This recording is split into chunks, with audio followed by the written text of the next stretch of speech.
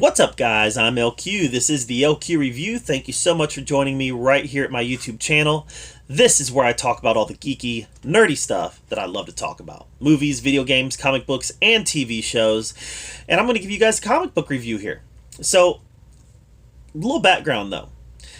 My comic book store closed during COVID. We had one local comic book store in my town, and it closed. And I was like, great, what am I going to do? How am I going to get my comics? And I got to tell you, I found this really awesome service called Atomic Empire. Basically, you subscribe to comic books through Atomic Empire, and you get a certain percentage off of the cover price based on how many comics you subscribe to. And for me, I decided to put them all, instead of getting them weekly, I just decided I'm going to get all my comics for the month with one shipment.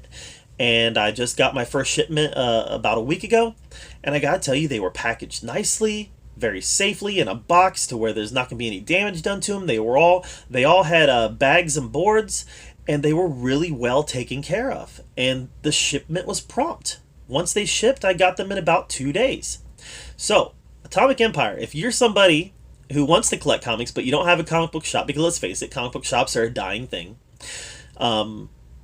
Yeah. Atomic Empire is pretty cool. But I'm going to give you guys my thoughts on Joker #1.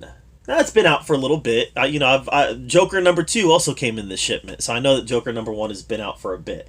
But I wanted to give you my thoughts on it because it was a really interesting book.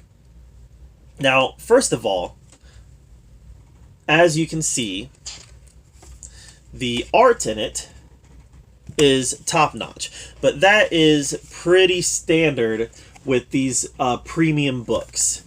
This is a $4.99 book, so it's a $5 book, and when you get these premium type books, the art is usually quite good. And again, the cover is, you can hear that. The cover is very solid,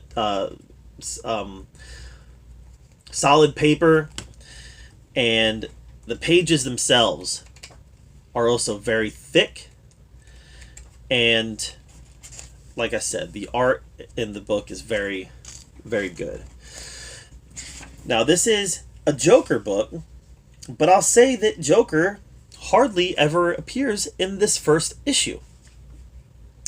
It's in 2 chapters, and the first chapter really focuses kind of on Jim Gordon's tormented past when it comes to the Joker. So this picks up after the Joker war is over.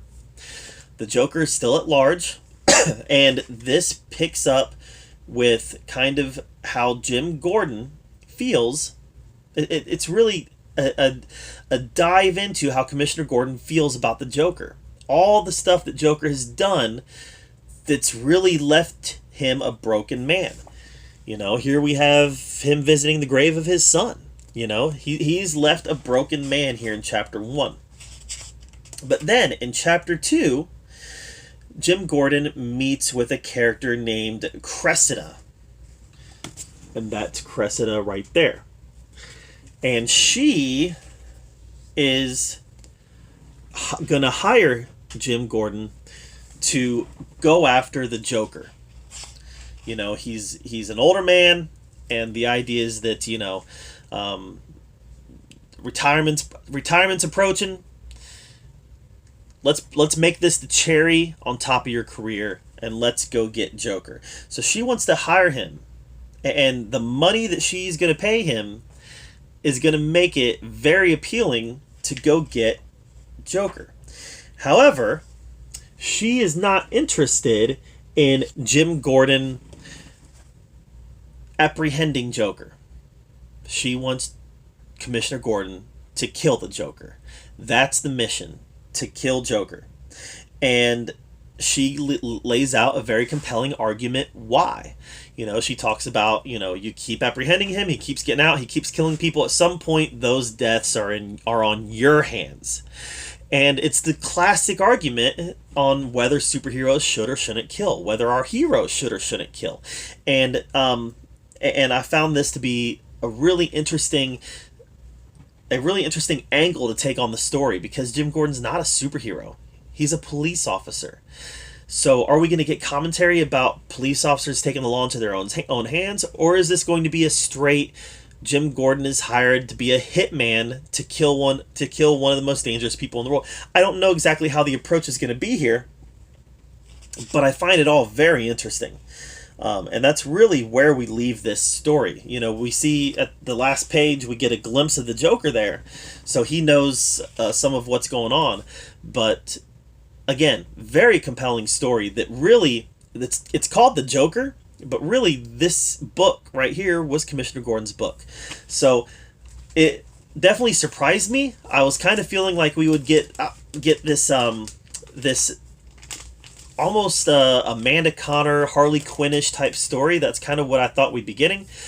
But that's not what we got at all. Instead, we got a deep character study on Commissioner Gordon.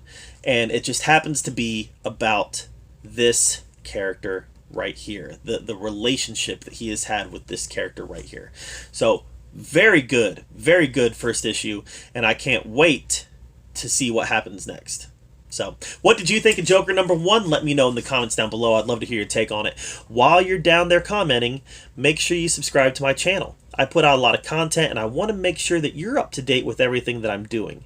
And as always, thank you so much for joining me right here at the LQ Review, where we get to talk about all the geeky and nerdy stuff that we love to talk about. Until next time, we'll see you guys later.